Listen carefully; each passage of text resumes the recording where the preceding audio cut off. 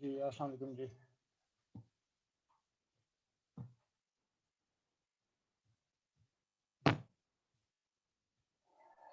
जी आवाज़ आ रही है सब लोगों को?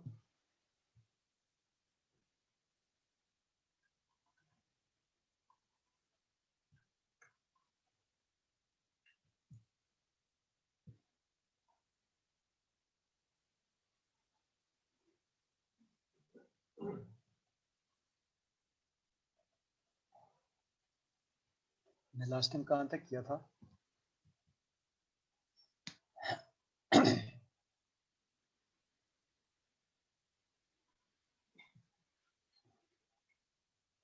जी लास्ट टाइम हमने कहाँ तक किया था?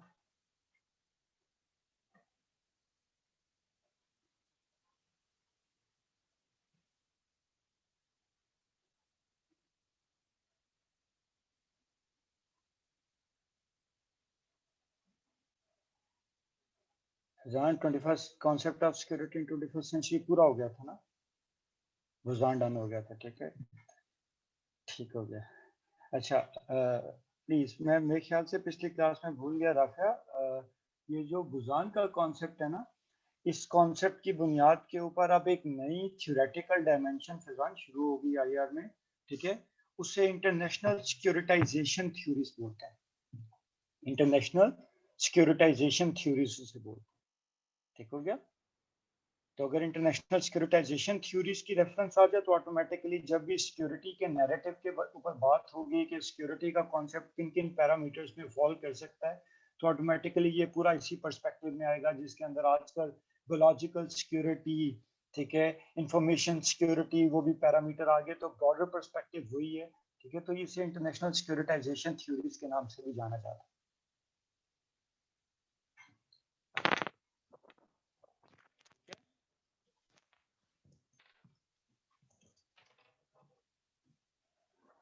जी राबिया, अब आवाज ठीक है?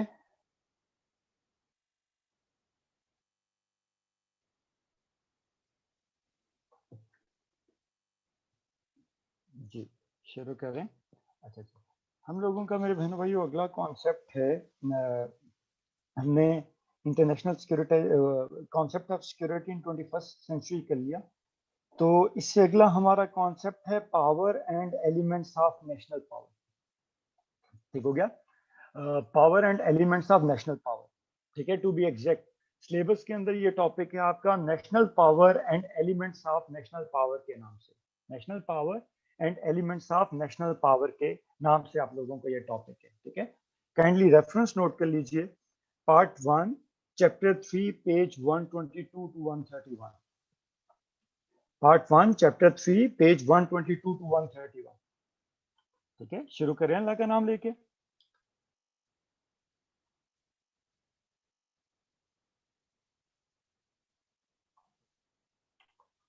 जी शुरू करें।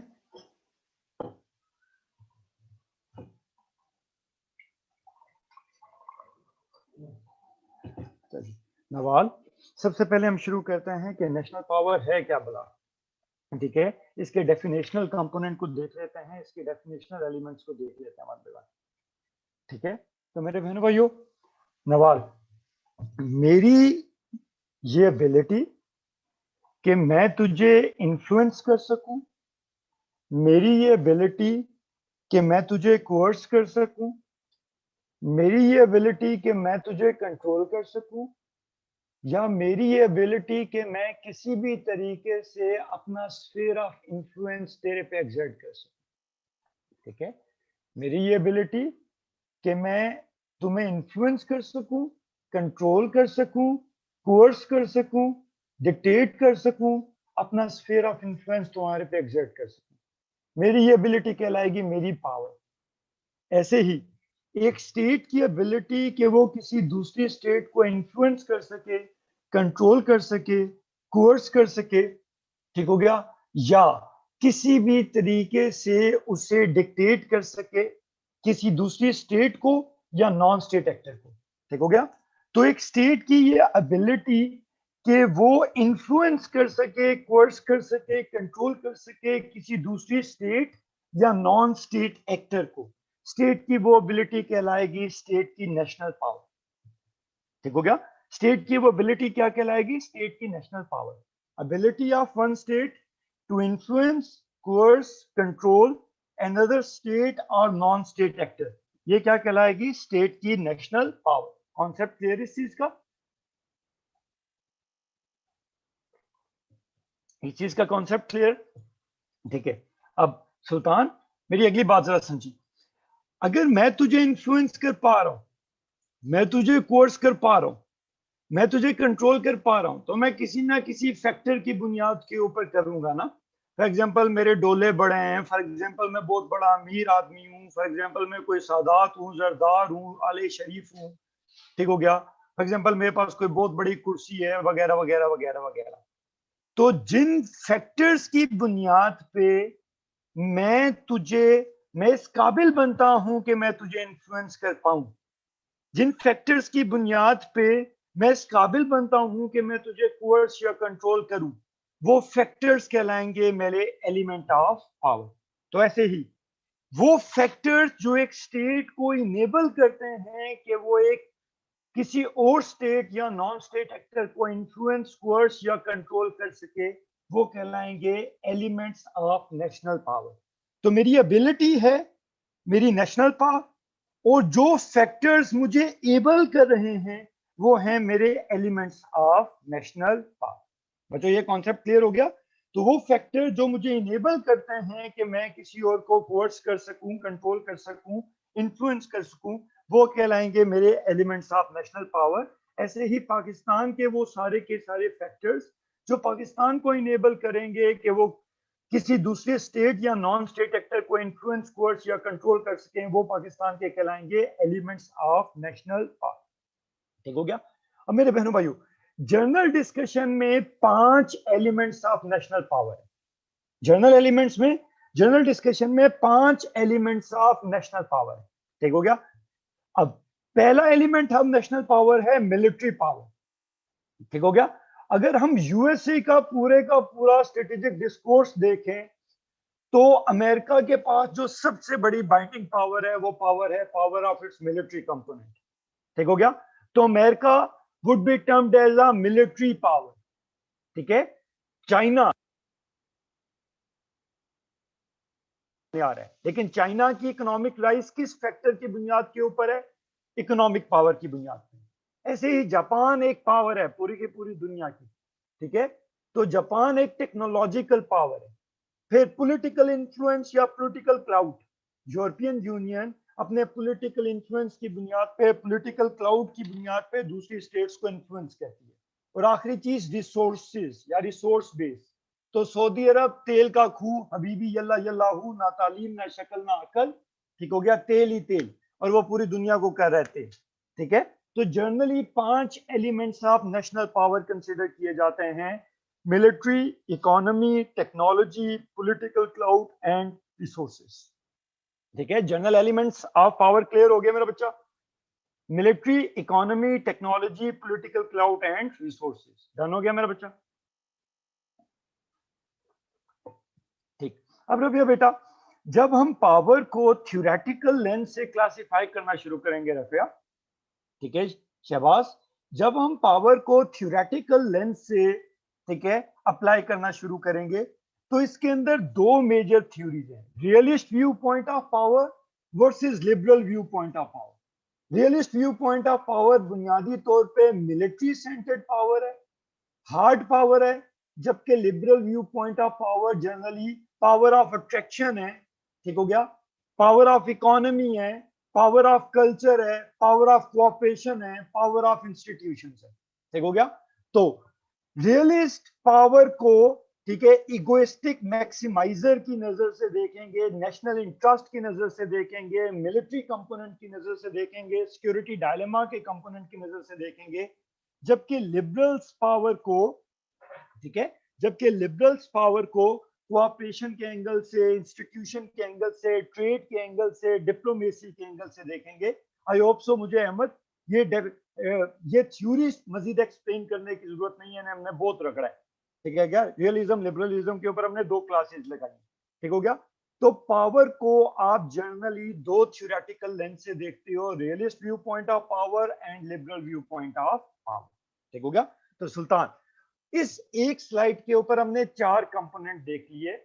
नेशनल पावर होता क्या है, number 2 elements of national power क्या होता है, number 3 general elements of national power क्या है, और नंबर 4 थ्योरेटिकल पर्सपेक्टिव क्या है जो पावर के डायनेमिक्स को एक्सप्लेन करने के लिए इस्तेमाल होते हैं, जो पावर के डायनेमिक्स को एक्सप्लेन करने के लिए इस्तेमाल होते हैं। आई होप सो मेरे बहनों भाइयों को ये चारों के चारों पर्सपेक्टिव समझ आ गए।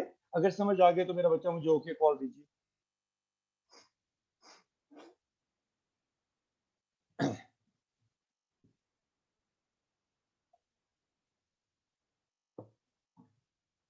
ठीक है, अब बुशरा बेटा हम आगे चलते हैं। तो अब मैं डिस्कस कर लेता हूं कि टाइप्स ऑफ नेशनल पावर क्या है। ठीक है, अगली चीज में हम डिस्कस करने लगे हैं कि टाइप्स ऑफ नेशनल पावर क्या है। ठीक है, डिस्कस करें अल्लाह का नाम लेके, टाइप्स ऑफ नेशनल पावर क्या है। अब मेरे बहनों भाइयों, जब हम टाइप्स ऑफ नेशनल पावर की बात करेंगे ना, तो बुनियादी तौर पे टाइप्स ऑफ नेशनल पावर में 2 चीजें आ जाएंगी। एक है हार्ड पावर और एक है सॉफ्ट पावर। एक है हार्ड पावर और एक है सॉफ्ट पावर। हीर बेटा, अब ये जो टेबल तुम्हारे सामने स्क्रीन के ऊपर आ रहा है ना, मैं इस टेबल के लिहाज से तुम्हें पूरी की पूरी कहानी बता देता हूँ। ठीक है, मैं इस टेबल के लेंस से, ठीक है, पूरी की पूरी कहानी बता देता हूँ। इस कहानी को समझने की कोशिश करेंगे। ठीक है, इस टेबल के जरिए मैं पूरी कहानी एक्सप्लेन कर देता हूँ। अब हार्ड पावर वो पावर है जिसे थ्योरेटिकल पर्सपेक्टिव ऑफ रियलिज्म से एक्सप्लेन किया जाता है। ये हमेशा टेंजिबल एलिमेंट्स ऑफ पावर पे बेस करता है। Military equipment, size of military, ठीक हो गया, टैंक्स, गोरी, शाहीन, अल खालिद, अल सकीना, बात समझ आई नहीं है। तो ये हमेशा टेंजिबल एलिमेंट्स जिनकी कोई फिजिकल एग्जिस्टेंस है उनकी बुनियाद के ऊपर, ठीक है, डिपेंड करता है।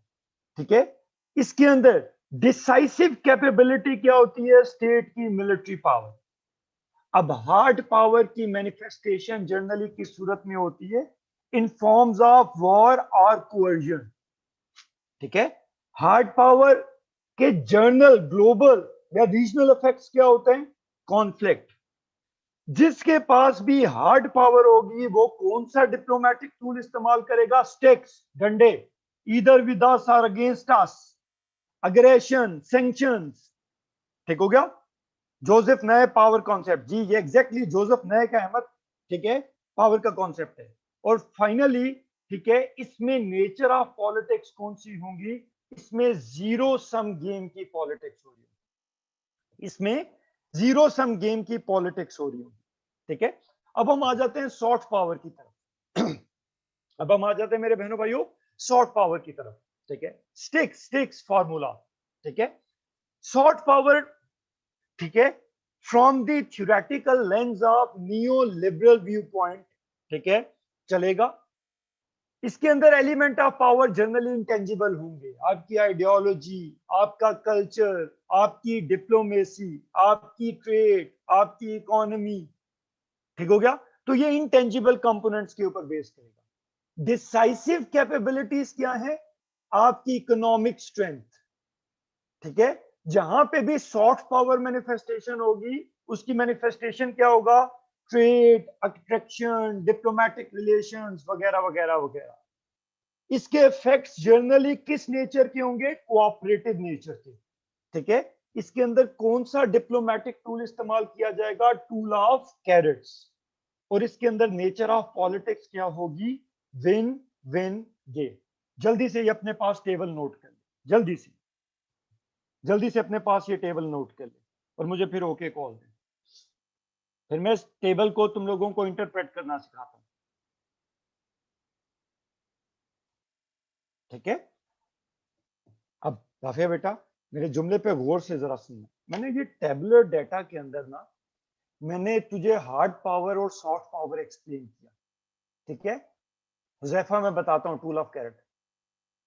ठीक हो गया, tool of carrot Huzaifa, diplomacy में टूल होता है स्टिक्स और कैरेट डिप्लोमेसी। स्टिक्स डिप्लोमेसी क्या होता है, जब अगला कोर्सिव एलिमेंट्स की तरफ जाएगा, कंपल्सिव एलिमेंट्स की तरफ जाएगा, वो वॉर करेगा या वो अग्रेशन का थ्रेट करेगा, आप पे सैंक्शंस लगाएगा, ठीक है, आपके खिलाफ इगोइस्टिक मैक्सिमाइजर बनेगा, ठीक हो गया, आपको हर तरीके से ब्रिंकमैनशिप के फलसफे पे लेके जाने की कोशिश करेगा, ठीक है। जबकि कैरेट्स क्या है, ठीक है, आपको चूना लगाया जाएगा, आपको एड दी जाएगी, आपको कैरी लूगर बिल दिया जाएगा, आपको कुलेशन स्पोर्ट फंड दिया जाएगा, ठीक हो गया, आपको कुलेशन स्पोर्ट फंड दिया जाएगा, ठीक है, ऐसे ही आपके मुल्क में इन्वेस्टमेंट की जाएगी, ठीक हो गया। तो कैरेट्स डिप्लोमेसी ये होती है कि इकोनॉमिक एड, इकोनॉमिक ल्यूरिंग इन, ठीक है, इकोनॉमिक इन्वेस्टमेंट, ठीक है, जैसे सऊदी अरब ने पाकिस्तान को 3 अरब डॉलर दिए, 3 बिलियन डॉलर दिए, ठीक हो गया। बाद में पता चला अरब अलफ वाले नहीं था, ऐन वाला था, ठीक हो गया। तो मेरे बहनों भाइयों, ये कैरेट्स डिप्लोमेसी है। हुज़ैफा, कैरेट्स डिप्लोमेसी क्लियर हो गई। इन शॉर्ट मैं तुझे कहता हूं, जूती उतार के कहता हूं बंदा बन पढ़, इट्स टेक्स्ट डिप्लोमेसी। और मैं अगर कहता हूं कि हुज़ैफा, ठीक है, ये पैसे पकड़ पढ़, ठीक है, अगर तू पास हो गया मैं तुझे गाड़ी लेके दूंगा, मैं तुझे पैसे दूंगा, मैं तुझे गिफ्ट दूंगा, मैं तुझे खापा कराऊंगा। तो ये है कैरेट्स डिप्लोमेसी, यानी मैं किसी भी तरीके से फाइनेंशियल ल्यूरिंग इन कर रहा हूं, जैसे अमेरिका ने, ठीक है, वेस्टर्न यूरोप को मार्शल प्लान के जरिए वर्ल्ड वॉर 2 के बाद ल्यूरिंग करने की कोशिश की, ठीक है। अमेरिका ने पाकिस्तान को कुलेशन सपोर्ट फंड और कैरी लूगर बिल के जरिए, ठीक है, प्लग इन करने की कोशिश की थी। तो आई होप सो हुज़ैफा तुझे स्टिक्स और कैरेट्स डिप्लोमेसी क्लियर हो, ठीक है। अब आ जाओ तासीर की तरफ। तासीर तूने पिछली क्लास नहीं ली थी जिसमें मैंने neo liberalism, barriers to cooperation करवाए थे, जीरो सम गेम और win win game. Zero sum game relative games, win win game absolute games. Zero sum game क्या होता है, मेरा फायदा हो बाकी सारे जाएं जहन्नुम में। विन विन गेम, ठीक हो गया, सारों का म्यूचुअल बेनिफिशियल रिलेशनशिप हो। Zero sum game Nawaz Sharif की सियासत, अकेला मैं खाऊंगा। विन विन जरदारी की सियासत, साईं तुम भी खाओ मैं भी खाता हूं। तासीर याद आ गया, मैंने बड़ा डिटेल से यार जीरो सम गेम और विन विन गेम करवाया था, गेम थ्योरी मैंने बड़ी डिटेल से करवाई थी,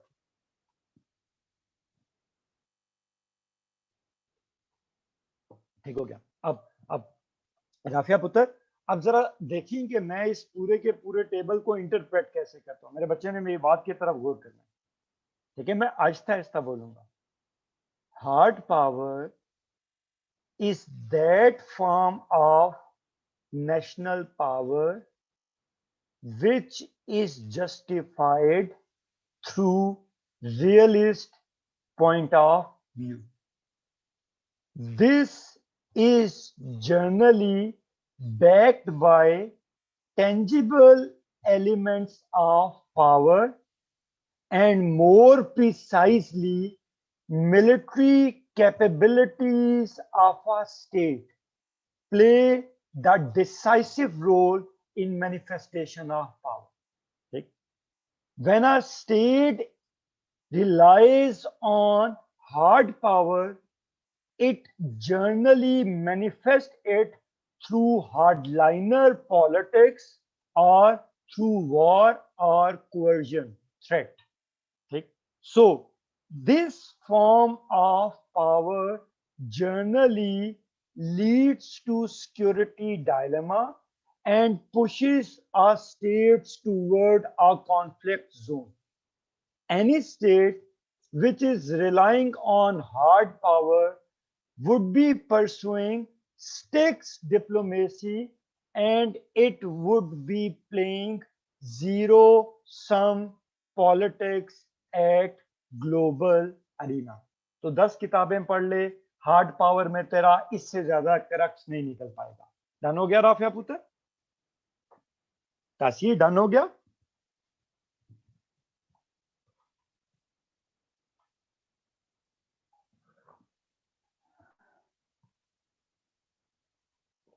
सारे नेपाल चले गए हो मनुष्यो, डन हो गया?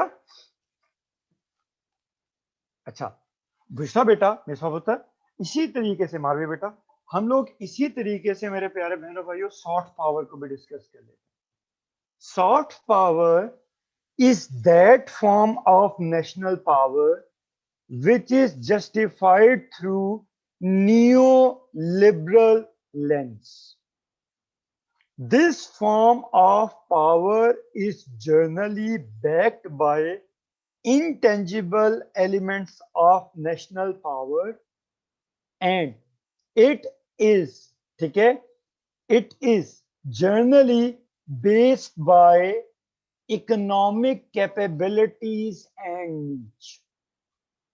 ठीक है, general manifestation of soft power is in form of trade or diplomatic relations, and general effect of this form of power is cooperative politics.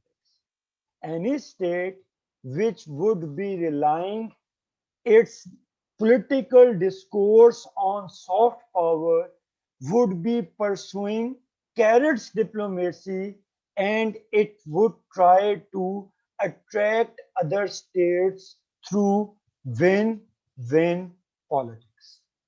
Done हो गया? Through win-win politics. डन है मेरे बच्चों?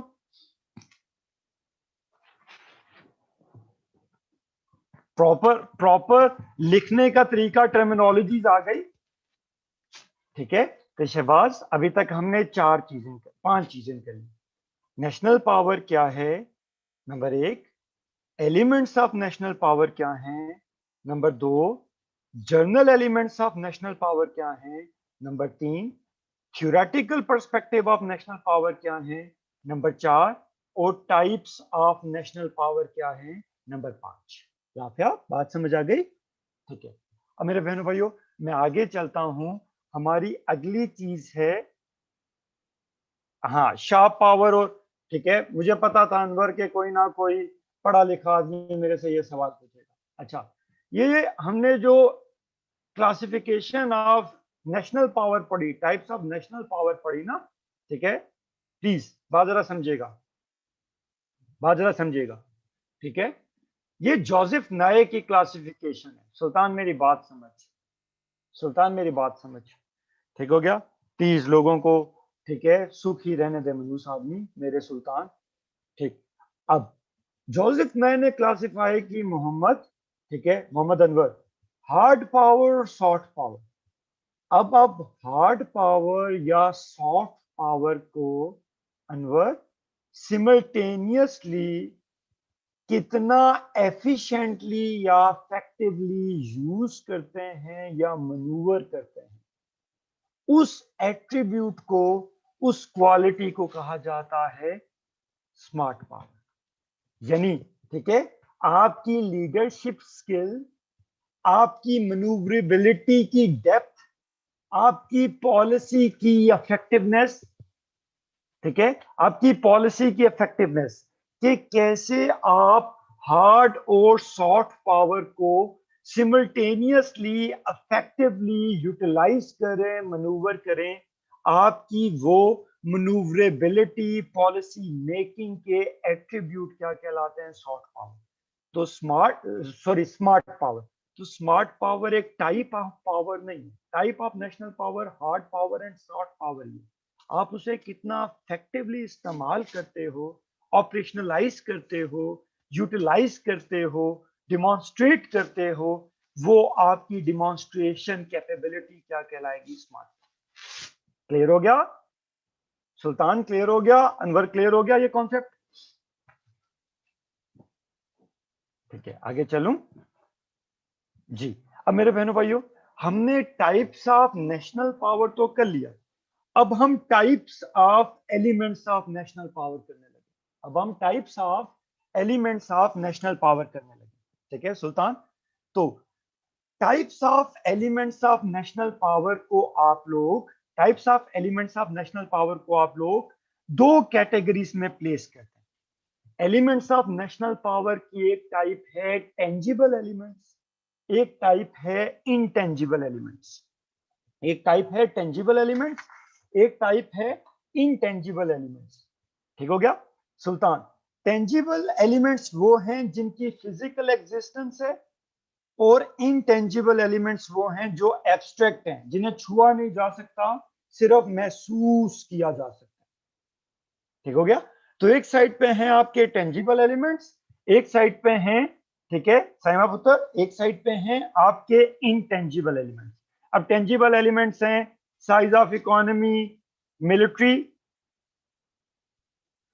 साइमा बेटा पहले टाइप्स ऑफ नेशनल पावर थी, अब types of elements of national power, यानी ये हार्ड और सॉफ्ट पावर की सब क्लासिफिकेशन है। ये वो कंपोनेंट है, वो पॉलिसी डायरेक्शंस थी, ठीक है, ये कंपोनेंट है कि हार्ड पावर या सॉफ्ट पावर किन फैक्टर्स पे बेस कर सकती है। तो टेंजिबल एलिमेंट्स में साइज ऑफ इकोनॉमी है, मिलिट्री है, पॉपुलेशन है, टेरिटरी है, ज्योग्राफिकल पोजीशन है, रिसोर्सेज है और टेक्नोलॉजी। डन थिंग मेरा बच्चा।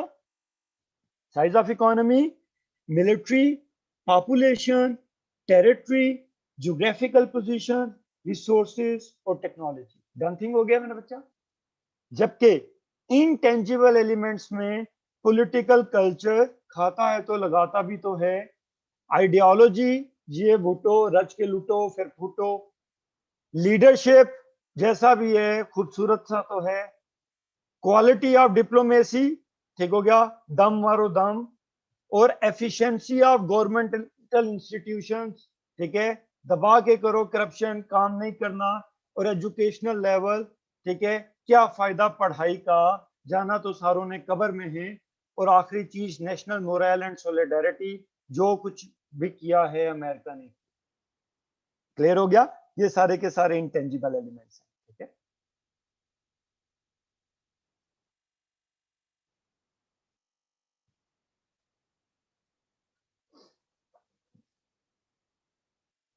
साइमा बेटा क्या समझ नहीं आया?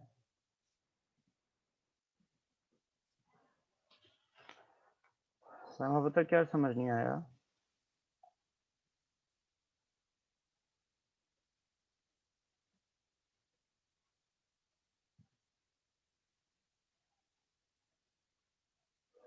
साइमा, मैं आपको एलिमेंट्स ऑफ नेशनल पावर पढ़ा रहा हूँ मेरा बच्चा।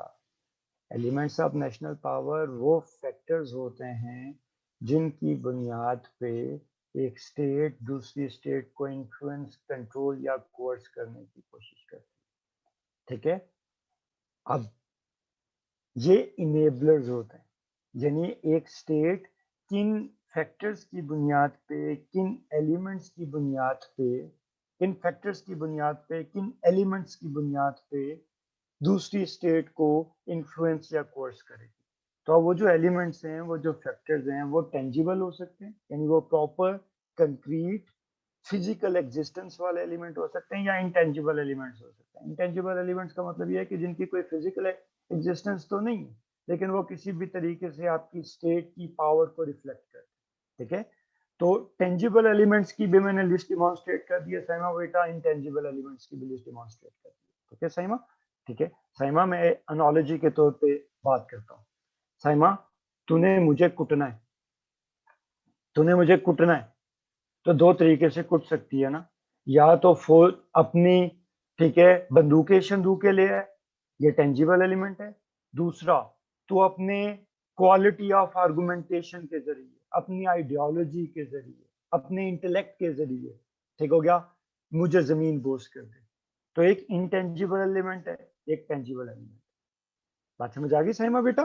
ठीक है, यानी एक स्टेट किसी दूसरी स्टेट या नॉन स्टेट एक्टर को इन फैक्टर्स की बुनियाद पे इन्फ्लुएंस कर सकती है। ठीक हो गया। अब मेरे बहनों भाइयों, ठीक है, ऊपर किसी ने पूछा था sir national moral and solidarity,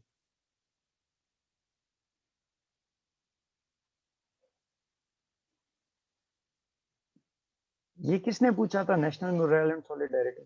ठीक है बुशरा पुत्र, मैं एक्सप्लेन करता हूँ। बुशरा, ठीक है, बुशरा आप पाकिस्तान में रह रहे हो, पाकिस्तान इंडिया के साथ कॉन्फ्लिक्ट जोन में, ठीक हो गया। अब हमारा जो फौज है, हमारी जो पॉलिटिकल कोर्स है, उसके पीछे क्या लोगों के मोराल की फोर्स होगी?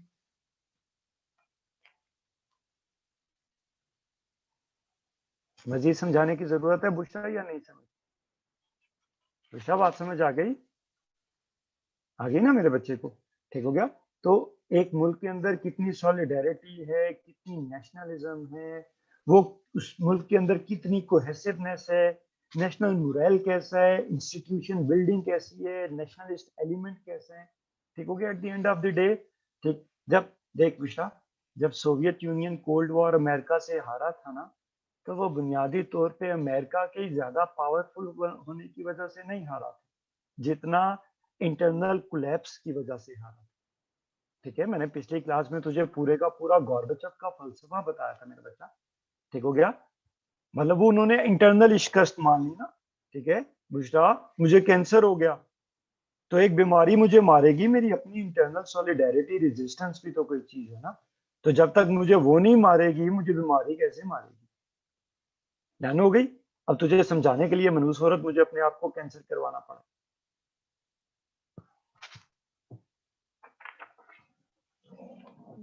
ठीक हो गया।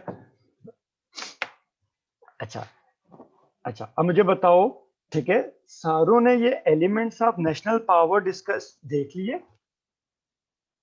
सारों ने ये एलिमेंट ऑफ नेशनल पावर देख लिए? ठीक है, अब मुझे एक बात का जवाब दो। ठीक है, मुझे प्लीज एक बात का जवाब दो कि इनमें से किसी एलिमेंट ऑफ नेशनल पावर पे आपको डिस्कशन चाहिए या अंडरस्टूड है?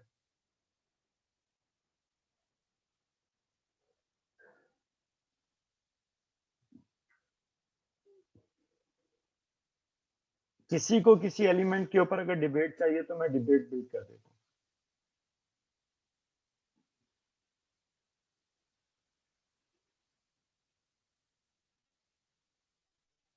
अच्छा, अच्छा, अब शीजा, मेरा एक क्वेश्चन है छोटा सा।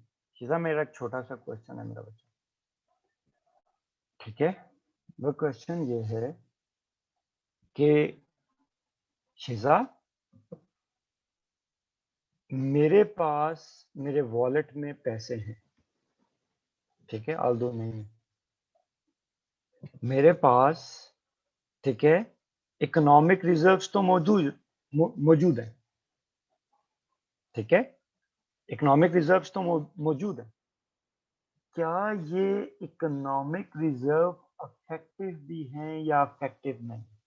मेरे पास मिलिट्री तो है, लेकिन मिलिट्री मेरी अफेक्टिव भी है या नहीं है? इसको गेज करने के लिए सुल्तान कोई ना कोई क्राइटेरिया होना चाहिए। मेरी पावर अफेक्टिव है, क्या इसको गेज करने के लिए कोई क्राइटेरिया होना चाहिए? होना चाहिए ना? तो मेरे बहनों भाइयों, हुजैफा, एक स्टेट की पावर को गेज करने के लिए जो फार्मूला है उसे कहते हैं फंजिबिलिटी या फंजिबल पावर। एक स्टेट की एबिलिटी को गेज करने का जो पैरामीटर है वो क्या कहलाता है? फंजिबिलिटी। काफिया बेटा, तेरा जवाब भी ठीक है लेकिन मेरी भी तो सुनना। फंजिबिलिटी, ठीक है, या फंजिबल पावर। राफिया बेटा, प्लीज मेरी बात का जवाब दे। ठीक है राफिया, ये बहुत क्रिटिकल कॉन्सेप्ट है, मेरे बच्चे ने गौर से सुनना जरा। ठीक है, कॉन्सेप्ट का नाम क्या है? कॉन्सेप्ट का नाम है आपका फंजिबल पावर। ठीक है, अब फंजिबिलिटी क्या है?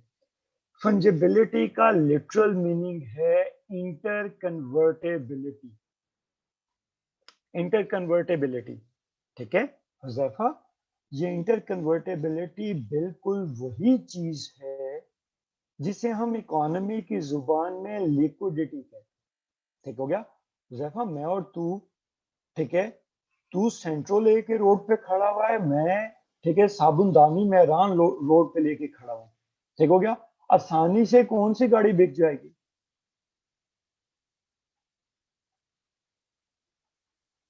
मैरान। ठीक हो गया, तो मैरान ज्यादा इजीली इंटर कन्वर्टेबल है। ठीक है हुजैफा, तेरे पास है सत्तू, मेरे पास है चरस, ज्यादा आसानी से कौन से बिक जाएगी? चरस और चरसी।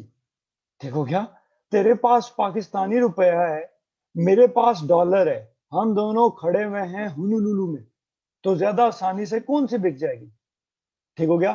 तो डॉलर की फंजिबिलिटी ज्यादा या पाकिस्तानी रुपए की? मेहरान की फंजिबिलिटी ज्यादा या सेंट्रो की? ठीक हो गया। चरस की फंजिबिलिटी ज्यादा? ठीक हो गया। तो मरियम, मेरे बच्चे ने मेरी बात समझनी। हायर दी फंजिबिलिटी, मेरे जुमले पे गौर करिए मरियम मेरा बच्चा। Higher the fungibility, higher the effectiveness of element of national park. Higher the fungibility, higher the effectiveness of element of national park. ठीक हो गया। तो मरियम बेटा, स्टेट का fungibility, interconvertibility, how easily, Saima आज तू सोई भी तो नहीं, हाउ इजीली इट, ठीक है साइमा, मुझे बताओ सऊदी अरब के पास क्या है? अब मैं सिर्फ साइमा को पढ़ा रहा हूं। सऊदी अरब के पास क्या है? हुजैफा साइमा को बोले, ऑयल है ना, ना अकल ना शक्ल ना तमीज ना तालीम। ठीक हो गया। जमीन खोदी, तेल का खूह, हबीबी यल्ला यल्ला हूँ, पार्टी हो, हरम हूँ, ठीक है, लंबा चौड़ा हूँ, ठीक है, और कुछ भी चाहिए मिलिट्री पाकिस्तान से खरीद लो, ठीक है, तालीम इंजीनियर डॉक्टर इंडिया से बुला लो। बात समझ आई नहीं है? ठीक हो गया। कंस्ट्रक्शन करनी है यूएई वालों को बुला लो। भाई के पास एक ही एलिमेंट ऑफ नेशनल पावर है, लेकिन उसकी फंजेबिलिटी इतनी ज्यादा है कि भाई ने माहौल बना दिया। बात समझ आई नहीं है? तो ठीक है, higher the fungibility of element of national power, higher the effectiveness of national power. बात समझ आई साइमा बेटा? बात समझ आ गई? फंजेबिलिटी समझ आ गई? डंगे एक तो पता नहीं मलंगनी मुझे कहां से टक्कर, फंजिबिलिटी समझ आ गई? ठीक है। अब प्लीज मेरे जुमले पे गौर करिए। वहाब एक दो धारी तलवार है, ठीक है, मेन पॉइंट के अंदर इकोनॉमी, ठीक है, टेंजिबल है, ठीक हो गया, लेकिन इकोनॉमी के अंदर कई इनटेंजिबल एलिमेंट्स आ जाएंगे, ठीक हो गया, जैसे कि ट्रेड इनटेंजिबल हो जाएगा, इन्वेस्टमेंट इंटेंजिबल हो जाएगा, बैंकिंग सेक्टर इंटेंजिबल हो जाएगा, लेकिन वहां उसका एंड रिजल्ट इंडस्ट्री टेंजिबल है, इंडस्ट्रियल आउटपुट टेंजिबल है, ठीक हो गया। लेकिन जर्नली, ठीक है, मैंने यहाँ पे इकोनॉमी नहीं लिखा, मैंने साइज ऑफ इकोनॉमी लिखा है, ठीक है, तो basically that is size of industry, ठीक हो गया, basically that is size of industrial output. बात समझ आई है नहीं है? ठीक है, तो इकोनॉमी इंटेंजिबल है, लेकिन साइज ऑफ इकोनॉमी टेंजिबल है। वहां मेरी जान समझ आ गया?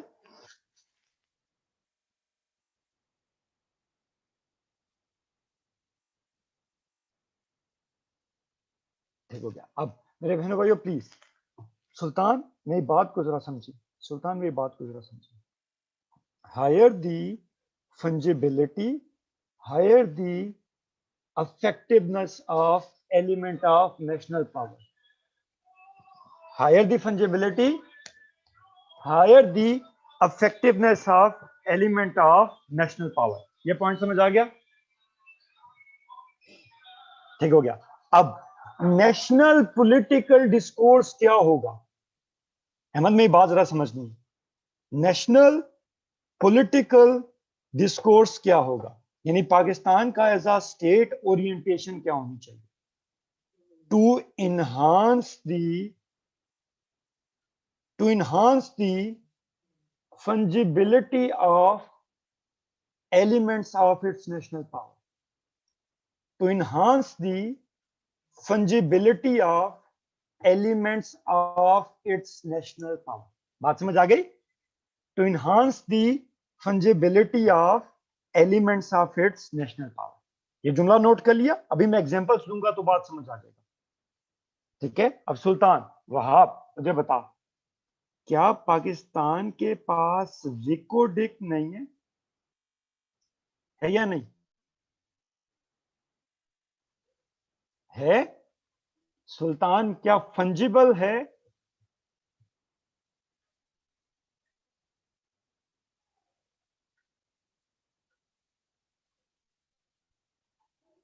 ठीक हो गया, आगे चलता हूं, आगे चलता हूं।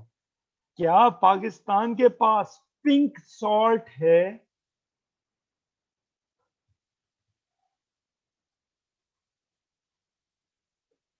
तासीर क्या फंजिबल है?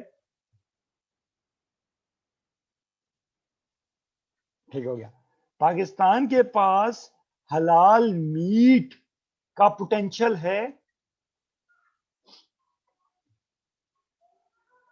क्या फंजिबल है?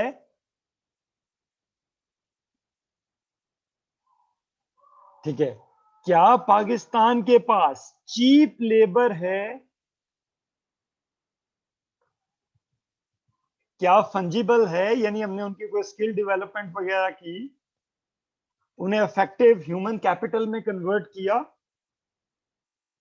ठीक हो गया। उसके बाद बलूचिस्तान में बेतहाशा टेरिटरी है?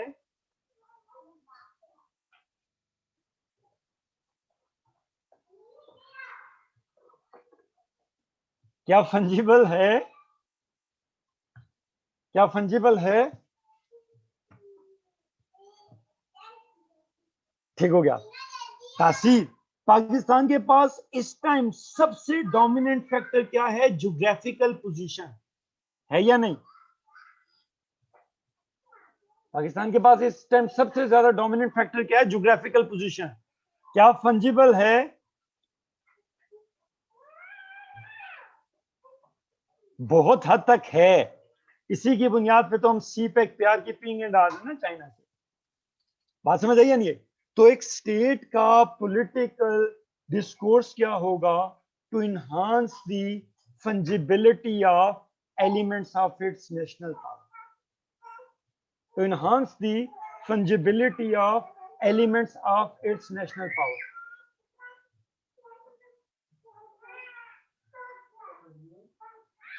To enhance the fungibility of elements of its national power. बच्चों ये बात समझ आ गई?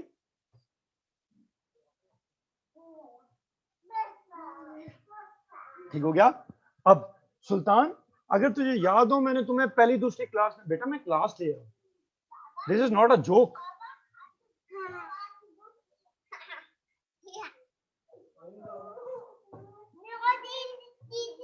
मुस्तफा,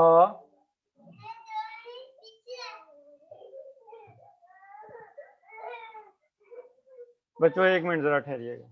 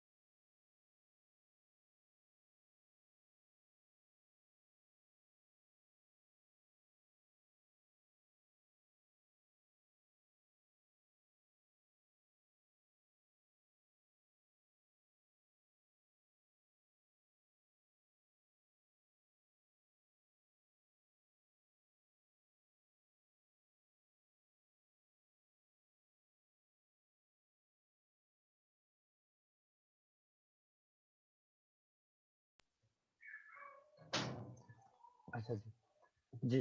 अब मेरे बहनों भाइयों, अगर तुम लोगों को याद हो तो पहली और दूसरी क्लास के अंदर मैंने तुम लोगों को ऐसे के कुछ टिप्स दी थी, याद है? वो 4 लेवल्स पे दी थी, याद है ना? राफिया, इस स्लाइड को मैं ऐसे की ब्रेनस्टॉर्मिंग या आर्गुमेंटेशन में बिल्ड करने सिखा दूं, बड़े मजे की चीज है। एक बड़ा छोटी सी गेम है, लेकिन जिंदगी आसान हो जाएगी थोड़ी। बुशरा बेटा, इशू बेस्ड कोई भी क्वेश्चन आ जाए, इश्यू बेस्ड कोई भी क्वेश्चन आ जाए, ठीक हो गया। फॉर एग्जांपल एजुकेशन सिस्टम पे आ जाए, ठीक है, एजुकेशन सिस्टम पे आ जाए फॉर एग्जांपल राफिया, तो ठीक है, एजुकेशन सिस्टम के ऊपर आ जाए। अब जरा गौर कीजिएगा, तुमने इस स्लाइड के अंदर घूमते रहना है, ठीक हो गया, इस स्लाइड के अंदर घूमते रहना है, यानी तुमने, ठीक है मेरा प्यारा बच्चा, तुम लोगों ने इस स्लाइड के अंदर से ये आर्गुमेंट निकाल लेना है। अहमद जरा देखिए, ठीक हो गया। In order to enhance the quality of our education system, we would have to incorporate technology education into our educational system, ठीक हो गया। In order to enhance the quality of our educational system, we would have to incorporate technology to enhance the quality of our educational systems. But that is not possible without efficient governmental institution building and, ठीक है, channelizing economic resources into our educational system in order to convert traditional method of pedagogy into technology driven educational systems, ठीक, but a problem persistently exists over there, that in our political culture, ठीक, education has never remained a focus. Education has never remained a focus. This technology competitiveness can only be plugged in our system if our leadership pitch this idea as a fundamental primary national interest. If leadership give this vision to masses, this essential prerequisite to enhance the quality of education system can be achieved, and through an effective leadership vision we can take a channelize our economic resources towards incorporation of technology into our educational system. यानी मैं ऐसी slide के अंदर घूमता रहा, coherence भी आ गई, कंस्ट्रक्टिवनेस भी आ गई, नैरेटिव बिल्डिंग भी आ गई, ठीक हो गया, कंकरेंस भी आ गई, सब कुछ आ गया, ठीक हो गया। जो ऐसे के टीचर्स कहते हैं कोहेरेंस लाओ, कनेक्टिविटी लाओ, तो मैंने सिर्फ एक एलिमेंट को पकड़ा, उस बुनियाद पे मैं स्लाइड के अंदर खेलता गया। बात समझ आई नहीं है? तो तुम लोगों ने, ठीक है, बैग के ऊपर ब्रेनस्टॉर्मिंग जहां पे पेपर की करोगे, तुम लोगों ने बैग के ऊपर ये स्लाइड ड्रॉ कर लेनी है और उसको सामने रख के तुमने ये पकड़ लेना, ठीक हो गया। तुम लोगों ने ये पूरे का पूरा आर्गुमेंट करने का तरीका पकड़ लेना, ठीक हो गया। फॉर एग्जांपल एजुकेशनल लेवल के ऊपर ये आ जाओ क्वेश्चन, तो क्या एजुकेशनल लेवल पॉपुलेशन से लिंक हो सकता है? कि हमें, ठीक है, लिटरेसी रेट बढ़ाना पड़ेगा, लिटरेसी रेट बनाना पड़ेगा। लिटरेसी रेट, ठीक है, तब बढ़ेगा जब हम लोग अपने रिसोर्सेस को यूज करेंगे, लेकिन इन रिटर्न ये हमें अफेक्टिव ह्यूमन कैपिटल प्रोवाइड करेगा, skill oriented human capital provide करेगा, और बाद में यही हमारी इंडस्ट्री के अंदर जाके हमारे मुल्क के जीडीपी ग्रोथ के अंदर काम देगा। यानी मैंने एक पिलर के गिर्द अपना पूरे का पूरा आर्गुमेंट बिल्ड कर दिया, बात समझ आई है नहीं? ठीक हो गया। तो आपने इस स्लाइड के अंदर रह के डिफरेंट नैरेटिव्स को लिंक करना है, इंशाल्लाह ताला तुम्हारा आर्गुमेंट बनता जाएगा, बनता जाएगा, बनता जाएगा, बनता जाएगा, बनता जाएगा। तो यहाँ पे हम लोगों का ये टॉपिक कंप्लीट हो गया। अब इस टॉपिक को एक बार मैं दोबारा से रिपीट करवाने लगा।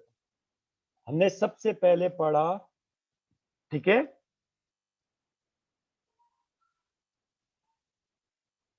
ना ना ना, ये Anwar will, capability, direction, vision, policy, foreign policy के ऊपर डिपेंडेंट होगा, इफेक्टिव पॉलिसी मेकिंग के ऊपर डिपेंडेंट होगा, लीडरशिप विजन के ऊपर डिपेंडेंट होगा।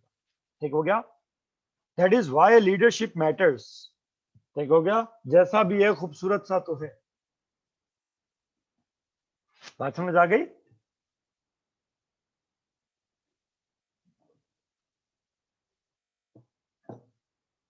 ठीक। अब मेरा बच्चा, हमने पढ़ा डेफिनेशन ऑफ नेशनल पावर, फिर हमने पढ़ा, ठीक है, definition of elements of national power, फिर हमने पढ़ा general elements of national power, फिर हमने पढ़ा, ठीक है, theoretical perspective of national power, फिर 5वें नंबर पे हमने पढ़ा टाइप्स ऑफ नेशनल पावर, छठे नंबर पे पढ़ा types of elements of national power, और 7वें नंबर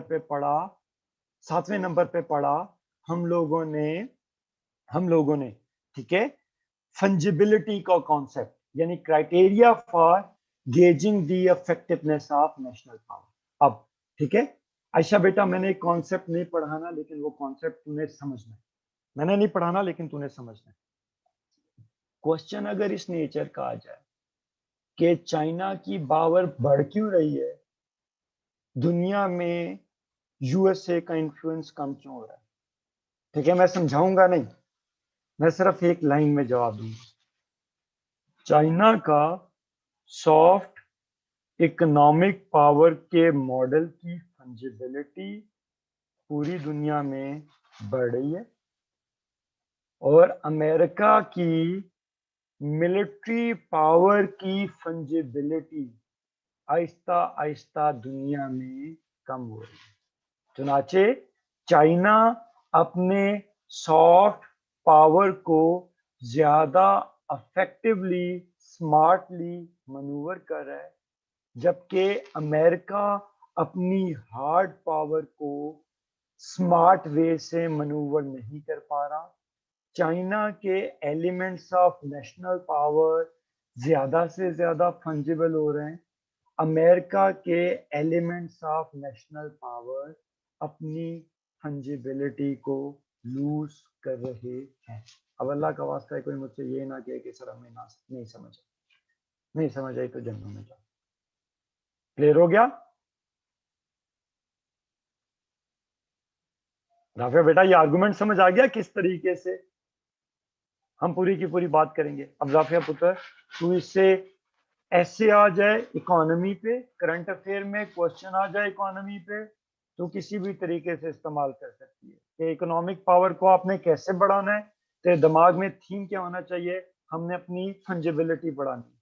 फंजिबिलिटी बढ़ाने के लिए बैकग्राउंड में वही स्लाइड आएगी। इकोनॉमी के पीछे आपको एजुकेशन चाहिए, इकोनॉमी के पीछे आपको स्किल डेवलपमेंट चाहिए, इकोनॉमी के पीछे आपको बेहतर पॉलिटिकल आइडियोलॉजी चाहिए, इकोनॉमी के पीछे आपको कल्चर चाहिए। तो पाकिस्तान की इकोनॉमी को तबाह करने के पीछे सिर्फ इमरान खान नहीं है। ठीक हो गया? पहली बात है, यही डिबेटेबल है कि उसने इकोनॉमी तबाह की या नहीं की। बात समझ आई या नहीं है? ठीक हो गया? उसने बस लोगों को गुड गवर्नेंस चाहिए, मतलब यही डिबेटेबल है ना। ठीक है, असल आर्गुमेंट तो ये है, ठीक है, कि पुराने वाले अब्बा जी कर्जा लेके मैकडोनल्ड की बर्गर खिलाते थे, ठीक है, ये कहता है कद्दू खाओ वो खाओ जो तुम्हारी औकात है। इसकी इकोनॉमी की रियल टाइम इंटरप्रिटेशन तो यही है। ठीक है, अब अब्बा जी पुराने वाले खिलाते थे मैकडोनल्ड का बर्गर, तो हमें जिंदगी की चस्क तो बड़ी आती थी, लेकिन ये नहीं पता था कि अब्बा जी ने हार्ट अटैक से मर जाना है जब कर्जे बहुत ज्यादा बढ़ जाएंगे, और बाद में लोगों ने हमारे दरवाजे पे आना है कि भाई कर्जे निकाल। ठीक है, तो रियल टाइम में देखो तो what ever Imran Khan is doing that is perfectly okay in long term sustainability of economy. ठीक हो गया? ठीक हो गया। अब ये पटवारियों वाली बैच छिड़ गई ना उज़ैफा, मैं तो तुझे पॉलिसी पैरामीटर्स की बुनियाद पर डिस्कशन कर रहा हूँ। बात समझ आई या नहीं आई? ठीक हो गया? आई होप सो बच्चों ये टॉपिक क्लियर हो गया। अब लड़ो अंडो, 5 मिनट की ब्रेक है बच्चों, 5 मिनट की ब्रेक है, 5 मिनट की ब्रेक है, 5 मिनट की ब्रेक। ठीक हो गया?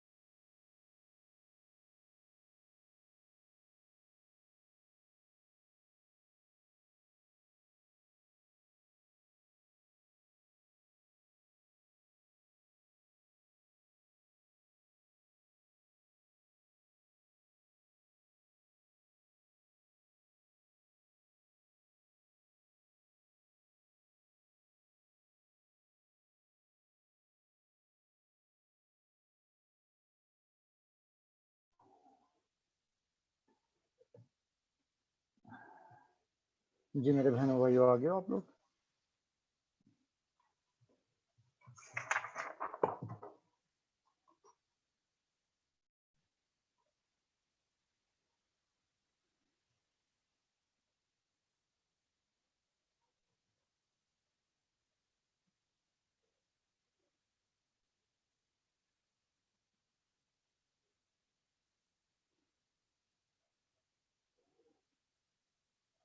अच्छा जी, मेरे बहनों भाइयों, हमारा अगला टॉपिक है balance of power. Reference note कर लीजिए।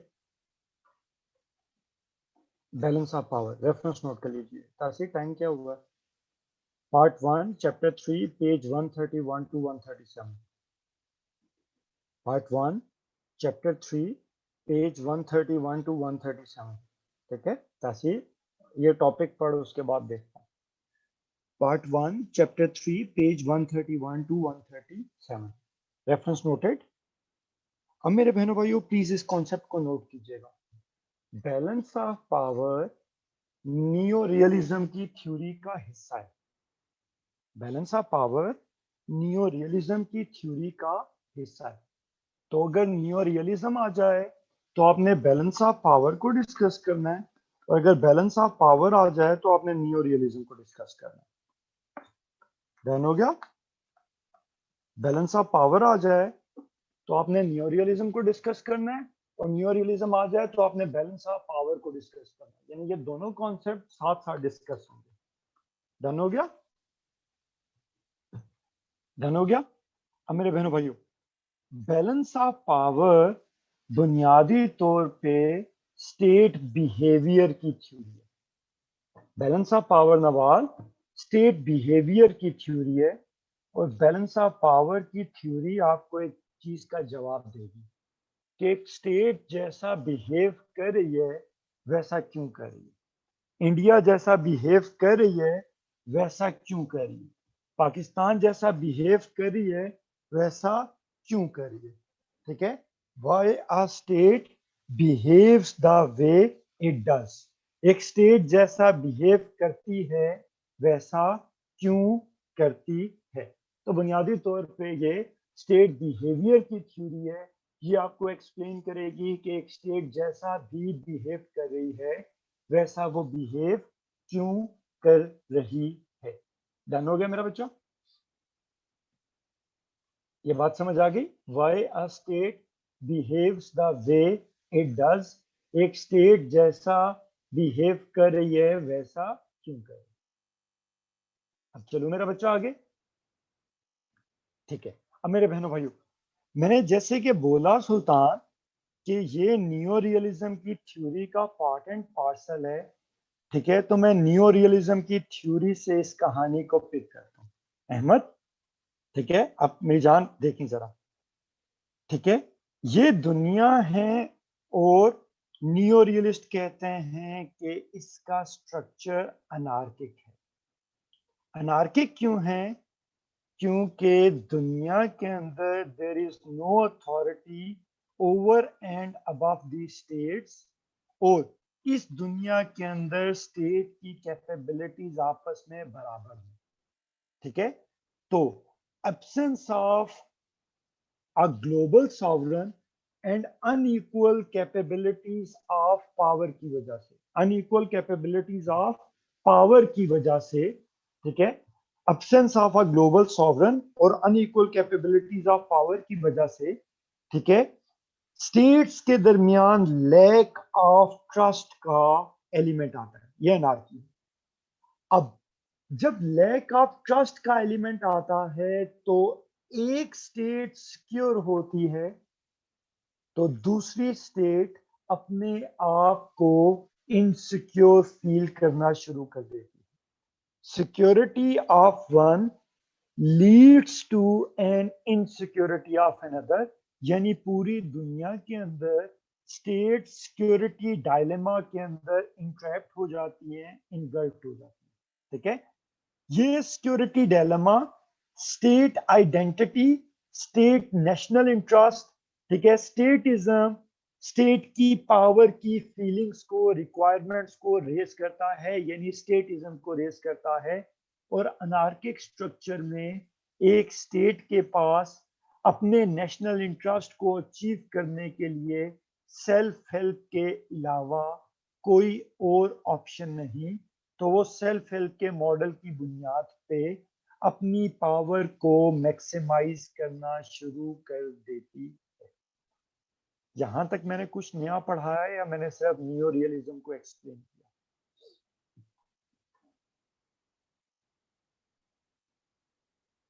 मैंने सिर्फ आप लोगों को नियो रियलिज्म रिवाइज करना है, ऐसा ही है। अच्छा अनवर, अब मेरी जान मेरी बात पे गौर करिए। क्या अमेरिका इसी अनार्किक स्ट्रक्चर में एग्जिस्ट करता है?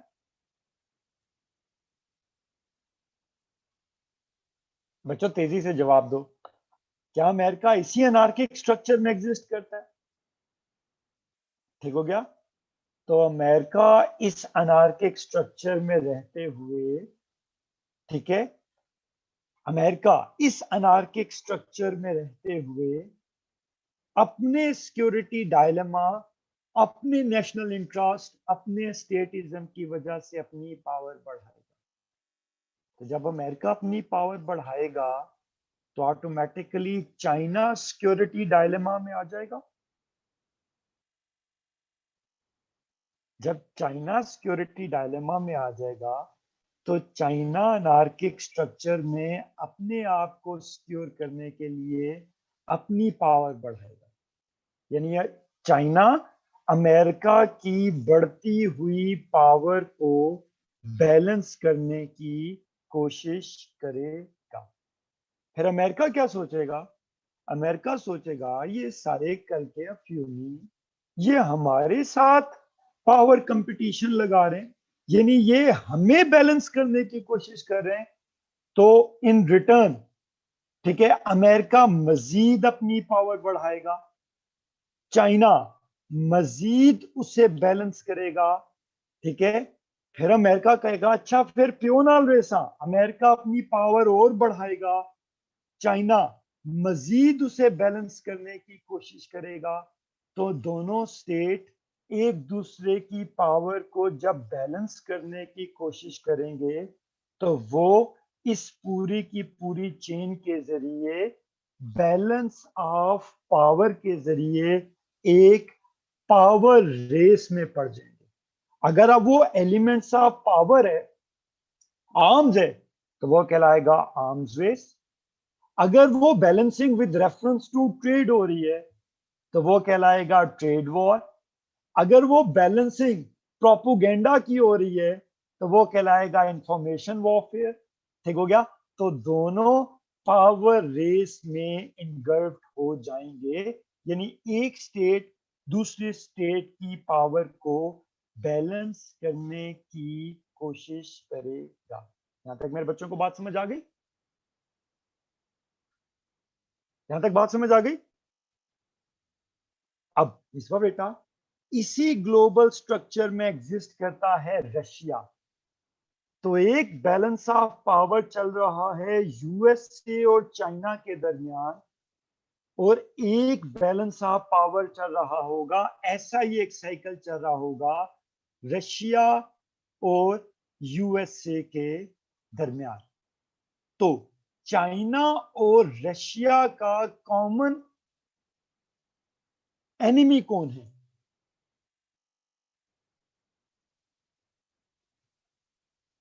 ठीक है, तो मोहम्मद, ठीक है, यहां से एक फिनोमिना मर्ज करेगा, enemy of enemy is friend.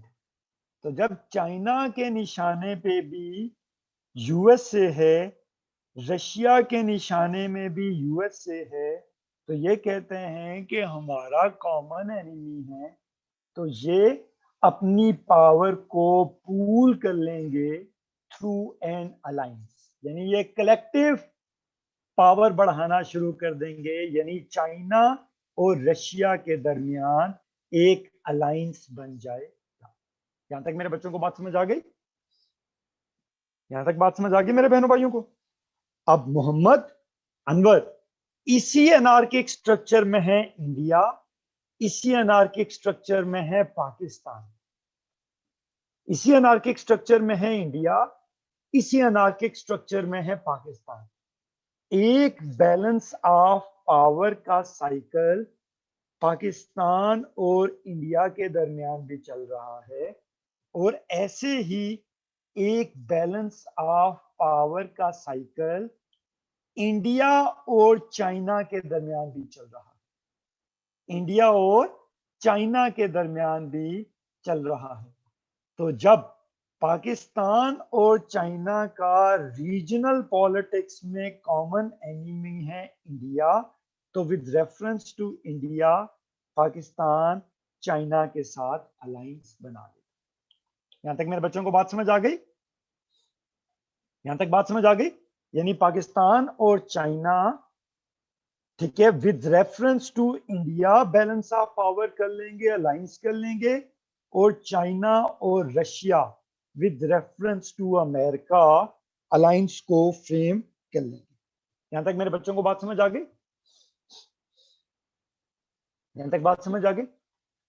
अब जरा आगे चलिएगा, आगे चलिएगा। अब राफिया बेटा, हिस्टोरिकली इंडिया रशिया के साथ, लेकिन 2005 के अंदर इंडिया और यूएसए के दरमियान अलायंस होता है, यानी India historical postering towards Russia को तोड़ के इंडिया के साथ, यूएसए के साथ अलायंस बना लेता है। ठीक हो गया? इस सिचुएशन में साथ ही खड़ा होता है इब्न इंशा, वो कहता है कि तोड़ी जो मुझसे तो जोड़ी रकीब से, इंशा तू मेरे यार के बस जोड़ तोड़ देख। तोड़ी जो मुझसे तो जोड़ी रकीब से, इंशा तू मेरे यार के बस जोड़ तोड़ देख। ठीक हो गया? तो जैसे ही इंडिया यूएसए के तरफ टिल्ट होना शुरू होता है, जैसे ही इंडिया यूएसए की तरफ टिल्ट होना शुरू होता है, तो यूएसए और इंडिया के अलायंस को काउंटर करने के लिए, ठीक है, no permanent enemy, no permanent friend, no permanent enemy, only permanent interest के मॉडल पे एक नया अलायंस बनने की तैयारी शुरू हो जाती है। China, Pakistan and Russia anti USA and India alliance. Done? पूरी कहानी समझ आ गई?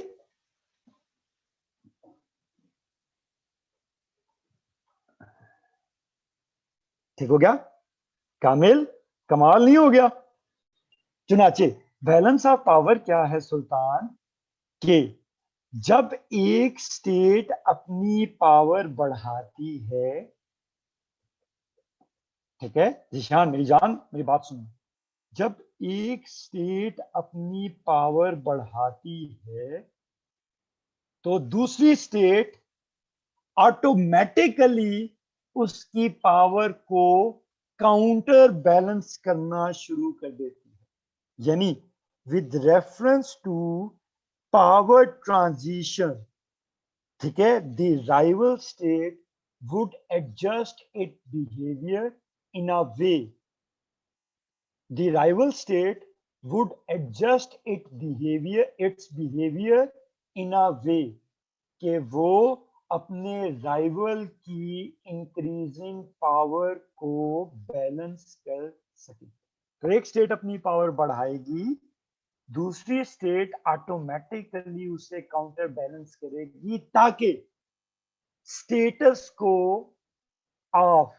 Equilibrium of distribution of power को मेंटेन रखा जा सके, ताकि स्टेटस को of equilibrium of distribution of power को मेंटेन रखा जा सके। ठीक है? ताकि स्टेटस को of equilibrium of distribution of power को मेंटेन रखा जा सके। ये स्टेटस को of equilibrium of distribution of power रखना क्यों जरूरी है? ताकि स्टेट अपनी सॉवरेनिटी को प्रोटेक्ट कर सके, और ये स्टेट सॉवरेनिटी को प्रोटेक्ट करना क्यों जरूरी है?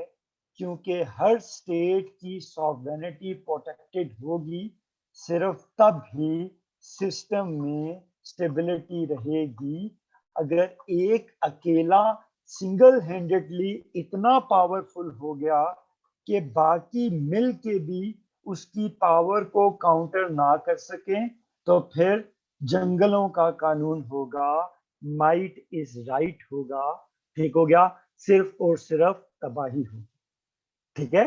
तो बैलेंस ऑफ पावर क्या कहता है कि एक स्टेट जब अपनी पावर बढ़ाता है तो दूसरा उसकी पावर को काउंटर बैलेंस करता है, ताकि वो स्टेटस को of equilibrium of distribution of power को मेंटेन रख सके। यही तरीकेकार है कि वो अपनी सॉवरेनिटी को प्रोटेक्ट करे और सिस्टम के अंदर स्टेबिलिटी को मेंटेन रख सके। ठीक है? पूरी गेम समझ आ गई? हुजैफा, पूरी गेम समझ आ गई? चुनाचे, ठीक है? बैलेंस ऑफ पावर कैसे की जाएगी? Either through individual increase of power और through collective increase of power. Either through individual increase of power or through collective increase of power. लेकिन बैलेंसिंग ऑफ पावर एक ड्राइविंग नोशन होगा global politics का। Balance of power एक driving notion होगा global politics का। बच्चों, अगर ये कॉन्सेप्ट समझ आ गया तो मुझे ओके कॉल दीजिए। ठीक है? चुनाचे, ठीक है, पूरी दुनिया किस पैरामीटर पे ऑपरेट करती है? To preserve the equilibrium of distribution of power. To preserve the equilibrium of distribution of power. बच्चों, अगर यहां तक कॉन्सेप्ट चौकस हो गया तो मुझे ओके कॉल दें please. To preserve the equilibrium of distribution of power. बच्चों, अगर यहां तक कॉन्सेप्ट क्लियर हो गया तो प्लीज मुझे ओके कॉल दीजिए।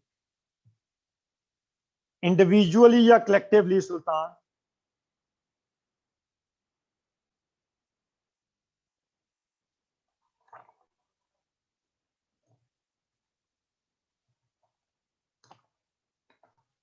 इंडिविजुअली या कलेक्टिवली? ठीक हो गया? अब मेरे बहनों भाइयों, अगली चीज ये है कि बैलेंसिंग साली की कैसे जाती है? बैलेंसिंग की कैसे जाती है? तो बैलेंसिंग का एक तरीकेकार है डिवाइड एंड रूल। बैलेंसिंग का एक तरीकेकार क्या है? Divide and rule. समझाने की जरूरत है?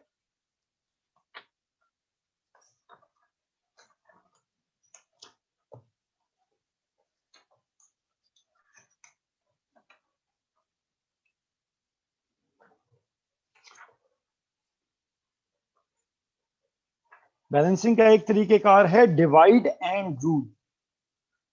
दूसरा तरीकेकार क्या है? कंपनसेशन देना। ठीक है? यानी हम वॉर ऑन टेरर में अमेरिका के साथ इत्तेहादी बने तो अमेरिका पाकिस्तान को कुलेशन सपोर्ट फंड, ठीक है, कैरी लूगर बिल, कोई F-16 वगैरह वगैरह दे दे। हुजैफा, एक स्टेट पावरफुल होगी या नहीं होगी? ठीक हो गया? State balancing of power divide and rule के जरिए करी होगी। डन हो गया? फिर एक तरीकेकार है बैलेंस ऑफ पावर करने का, आर्मामेंट्स देना। जैसे अफगान कोल्ड वॉर के दौरान, हमें ठीक है अमेरिका ने वेपन्स दिए। डन हो गया मेरा बच्चा? फिर अलायंस बना के भी बैलेंस ऑफ पावर होती है। और फाइनली एक स्टेट जब दूसरी स्टेट में उसके इंटरेस्ट, ठीक है, दूसरी स्टेट में उसके इंटरेस्ट स्टेक पे होंगे, दूसरी स्टेट में उसके इंटरेस्ट स्टेक पे होंगे, तो वो, ठीक है, इंटरवीन करके भी बैलेंस ऑफ पावर करेगी। ठीक है? जैसे रशिया ने सीरिया के अंदर इंटरवीन किया। और अक्सर औकात बैलेंसिंग ऑफ पावर का तरीकेकार क्या होता है कि आप, ठीक है, जिस स्टेट के साथ राइवलरी है, ठीक है, वहां पे बफर्स क्रिएट कर दें, वहां पे बफर्स क्रिएट कर दें, ठीक है। वो पॉलिटिकल बफर हो सकते हैं, उनके लिए लाजमी ज्योग्राफिकल बफर्स का होना जरूरी नहीं। तो ये डिफरेंट तरीके हैं जिसके जरिए बैलेंसिंग की जाती है। आई होप सो कि आप लोगों को, ठीक है, ये buffer of power, buffer states का कॉन्सेप्ट क्लियर हो गया। Divide and rule, divide and rule जैसे यूके ने किया, ठीक है, डिवाइड एंड रूल जैसे यूके ने किया, ठीक है, ईरा ऑफ कोलोनाइजेशन के जरिए। Band wagoning balance of power नहीं है फैजान, फैजान बैंड वैगनिंग नहीं है। बैंड वैगनिंग ये होता है कि एक स्टेट, ठीक है, अलायंस के अंदर कुछ कंट्रीब्यूट ना करे, वो किसी पावरफुल स्टेट की गोद में जाके बैठ जाए, वो किसी पावरफुल स्टेट की गोद में जाके बैठ जाए और उसे कहे मुर्शद पाक जो आप हुक्म करेंगे करूंगा, बस इंडिया से बचा ले। ठीक हो गया। तो एज अ पावर बैलेंसर के अंदर इफेक्टिव अलाई नहीं होता, वो सिर्फ बैंड वैगनर होता है, वो सिर्फ पावरफुल की झोली में जाके बैठ जाता है, अब्बू आप मुझे बचा लो। ठीक हो गया। कंपनसेशन, हुजैफा कंपनसेशन की example clear, coalition support fund, Kerry Lugar bill. Armaments की example clear, Afghan cold war में क्लाशनकोव्स, टैंक्स, F-16। अलायंसेस तो मैंने पूरा करवा दिया। इंटरवेंशन, सीरिया में इंटरवीन किया, ठीक हो गया। उसके बाद, ठीक है, कोल्ड वॉर के दौरान कोरियन वॉर में एक्सप्लेन किया। बफर स्टेट्स बता देता हूं। बच्चा बुशरा बेटा मेरी बात जरा समझो। आर्टिकल 370 को रिवोक करने के बाद पाकिस्तान और इंडिया एक दूसरे के गिरबान पकड़ चुके थे, पकड़ चुके थे। अब अमेरिका को लगा कि अगर इंडिया और पाकिस्तान की जंग हो गई तो चाइना ऑटोमेटिकली मौजूदा हालात में पाकिस्तान को सपोर्ट करेगा, इंडिया को कुट पड़ेगी, और इंडिया को कुट पड़ेगी तो ऑटोमेटिकली रीजन के अंदर उसका वाहिद इत्तेहादी कमजोर हो जाएगा, और इंडिया के जरिए वो जो चाइना को काउंटर करने की पॉलिसी बना रहा है वो पॉलिसी खराब हो जाएगी। तो बुशरा उसने क्या किया, वो इंडिया और पाकिस्तान के बीच में आ गया कि इंसान बनो, लड़ते नहीं है, अच्छे बच्चे बनो, ठीक हो गया, बंदे के बच्चे बनो, वगैरह वगैरह वगैरह, मेडिएशन की फक्की देना शुरू कर दी। तो उसने इंडिया और पाकिस्तान के दरमियान जो बफर का रोल किया वो अपने इंटरेस्ट के लिए किया ताकि रीजन के अंदर अपने पावर इंटरेस्ट को इंटैक्ट रख सके। इसका बात समझ आ गई, बफर स्टेट्स का कॉन्सेप्ट समझ आ गया, ठीक हो गया। रशिया और पाकिस्तान के दरमियान कॉन्फ्लिक्ट है, ठीक है, प्रॉक्सीज के जरिए भी बफर हो सकता है, फैजान किसी भी तरीके से बफर हो सकता है।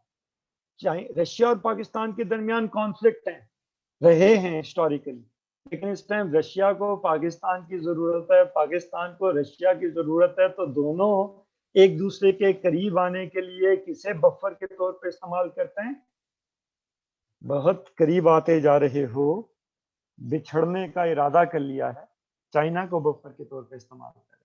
ठीक हो गया।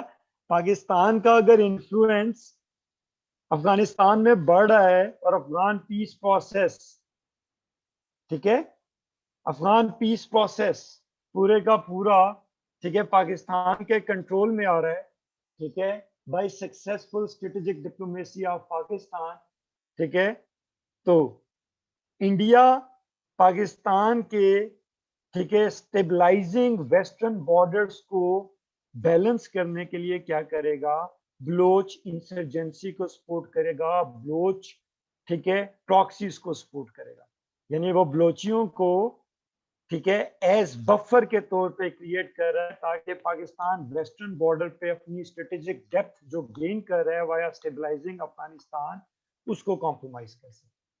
काफी एग्जांपल्स, यानी बफर क्रिएट करने के तरीके डिफरेंट होंगे, कभी बीच में आ जाएगा, कभी मीडिएटरी रोल करेगा, कभी डिप्लोमेसी करेगा, कभी वॉर कर लेगा, लेकिन वो डायरेक्ट अपने इंटरेस्ट के दरमियान किसी थर्ड पार्टी को बफर करेगा, या थर्ड पार्टी को बफर के तौर पे यूज करेगा, या दो दूसरी पार्टीज के दरमियान बफर का रोल अदा करेगा। ध्यान हो गया मेरे बच्चों? आई होप सो बफर का कॉन्सेप्ट क्लियर।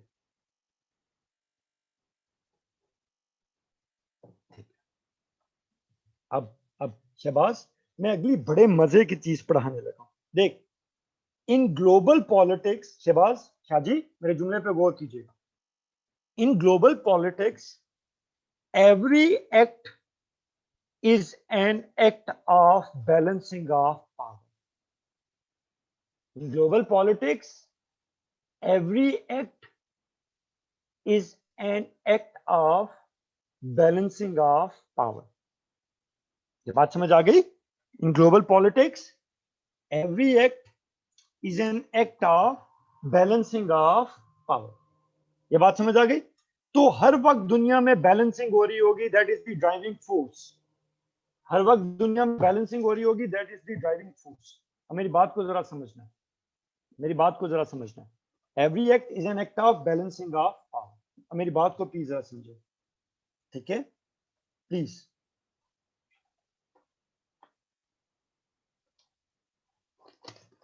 ठीक है? प्लीज मेरी बात को जरा समझिएगा।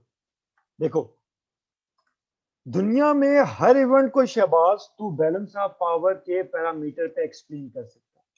दुनिया के हर इवेंट को तू बैलेंस ऑफ पावर के डोमेन में एक्सप्लेन कर सकता है, लेकिन बैलेंस ऑफ पावर जस्टिफाई कैसे की जाएगी, एक्सप्लेन कैसे की जाएगी? शहबाज, इसे 3 डिफरेंट तरीके से एक्सप्लेन कर सकते हैं। कितने तरीकों से बैलेंस ऑफ पावर को एक्सप्लेन कर सकते हैं? 3 डिफरेंट तरीकों से बैलेंस ऑफ पावर के फिनोमिना को आप एक्सप्लेन कर सकते हैं। एक है इंटेंशन, ठीक है? इंटेंशन क्या है? एक मुल्क की प्रॉपर वेल प्लान्ड पॉलिसी है, एक मुल्क की formal proper well planned policy है कि उसने चाइना को बैलेंस करना ही करना है। यानी वो एक प्रॉपर स्ट्रेटेजिक डिजाइन है, लॉन्ग टर्म प्लानिंग है। जैसे कोल्ड वॉर के दौरान अमेरिका की प्लानिंग थी कि उसने सोवियत यूनियन को, ठीक है, बैलेंस करना है। तो बाज़ औक़ात एक प्रॉपर इंटेंशन के तहत एक स्टेट दूसरी स्टेट को बैलेंस कर। बात समझ आ गई? बात समझ आ गई? दूसरी चीज है प्रेफरेंस। प्रेफरेंस, ठीक है? पाकिस्तान के पास एक ऑप्शन है कि पाकिस्तान अमेरिका के साथ जाए। पाकिस्तान के पास एक ऑप्शन है यूएस पिवट टू एशिया। जी शाह जी, पाकिस्तान के पास एक ऑप्शन है कि पाकिस्तान चाइना के पास है। तो दूसरा बैलेंस ऑफ पावर का कॉन्सेप्ट क्या होगा कि पाकिस्तान ने प्रेफरेंस देनी है कि उसे चाइना के साथ इत्तेहाद करके फायदा है या अमेरिका के साथ इत्तेहाद करके। ठीक हो गया? तो बाज़ औक़ात तो आप इंटेंशन के तहत करते हैं, बाज ऐसी सिचुएशन आती है कि आपने मल्टीपल बैलेंसिंग के दरमियान अपने इत्तेहादी में से किसी एक को प्रेफरेंस देनी होती है। और बाज़ औक़ात बैलेंसिंग कंटिंजेंसी के पैरामीटर से एक्सप्लेन होती है। कंटिंजेंसी का पैरामीटर क्या है? ठीक है, नवाज शरीफ ने भेजी मोदी की मां को साड़ी, लेकिन गलती से भेज दी चिट्टी साड़ी। उससे साले को नहीं पता था कि चिट्टी साड़ी हिंदू, ठीक है, फौतकी पे पहनते। बात समझाइए नहीं है? उसने आगे से मारे बम, नवाज शरीफ ने आगे से भेजी आम की पेटियां, उसने आगे से तबाही फेर दी। इमरान खान ने कहा जानी फ्रेंडशिप फ्रेंडशिप, उन्होंने आगे से आर्टिकल 35 370 और 35A को रिवोक कर दिया। तो पाकिस्तान की मजबूरी बन गई कि पाकिस्तान इंडिया को बैलेंस करे ही करे। तो उसने चाइना के जरिए किया, करने की कोशिश की, यूएन के जरिए करने की कोशिश की, प्रोपोगेंडा के जरिए करने की कोशिश की। तो बाज़ औक़ात बैलेंसिंग एक फॉर्मल इंटेंशन से हो रही होती है, बाज़ औक़ात बैलेंसिंग एक प्रेफरेंस होती है, और बाज़ औक़ात बैलेंसिंग एक इमरजेंसी होती है। लेकिन बैलेंसिंग के दौरान, ठीक है, पैरामीटर यही रहेंगे, enemy of enemy is friend, friend of enemy is enemy, and no permanent friend, no permanent enemy, only permanent interest. I hope so मेरे बहनों भाइयों को पूरी की पूरी कहानी समझ आ, ठीक हो गया। और मुझे ये भी उम्मीद है कि अब तुम पूरे का पूरा करंट अफेयर बैलेंसिंग के रेफरेंस से कर सकते हो। फैजान, अफगान पीस प्रोसेस पे क्वेश्चन आ जाए, क्या ये दोनों स्लाइडों का हर कॉन्सेप्ट तू एनालिसिस में यूज कर सकता है? कि कैसे अमेरिका ने, ठीक है, डिवाइड एंड रूल खेला बिटवीन इंसर्जेंट्स एंड करजाई शरजाई, कैसे उसने वहां पे कंपनसेशन का टूल इस्तेमाल किया, कैसे अफगान कोल्ड वॉर के दौरान उसने मुजाहिदीन को, पाकिस्तान को बफर के तौर पे इस्तेमाल किया, कैसे उसने 9/11 में इंटरवेंशन की। इसमें निशानियां हैं अकल वालों के लिए, डंगरों के लिए इसमें कोई निशानियां नहीं है। लेकिन जिन्हें ये बात समझ आ गई है, आज उनका करंट अफेयर का हर एनालिसिस करना बड़ा आसान हो जाएगा। उन्हें एक एक बात समझ आ जाएगी कि साला, ठीक है, चक्रवात चल क्या है। क्लियर होगी बात? अब मेरे बहनों भाइयों, ठीक है, ये फॉरेन पॉलिसी का टॉपिक मेरा हिस्सा नहीं, सॉवरेनिटी का टॉपिक मेरा हिस्सा नहीं, और नेशनल इंटरेस्ट का टॉपिक मेरा हिस्सा नहीं। क्यों नहीं मेरा हिस्सा?